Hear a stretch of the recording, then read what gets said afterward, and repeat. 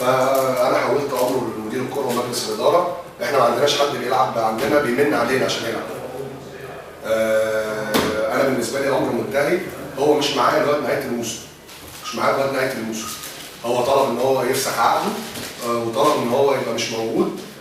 هو كان جه يتكلم معانا من 10 ايام اسبوعين وقلنا له ان حقك تزعل لما لعيبه تاخد مستحقاتها وانت ما تاخدش.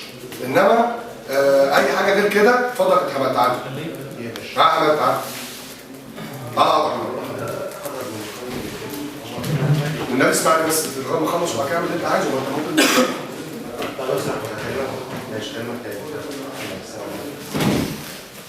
فالكابتن عمر كمال قال ان هو مش صابر على فلوسه، ان هو راجل مش جاي يلعب هنا ببلاش، واحنا ما نقدروش ان هو يلعب ببلاش. لذلك هنحيل امر لمجلس الاداره ومدير الكره الكابتن احمد عبد الحليم، لكن انا من الناحيه الفنيه هو مش معايا لغايه اخر الموسم. مش معايا.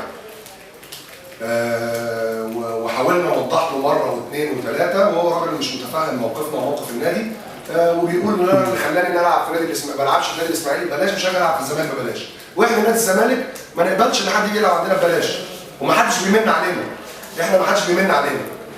فخدنا قرار ان الراجل مش موجود معايا لغايه اخر الموسم، وانا من ناحيتي انا راضي من الناحيه الفنيه ان هو يفسخ تعاقده.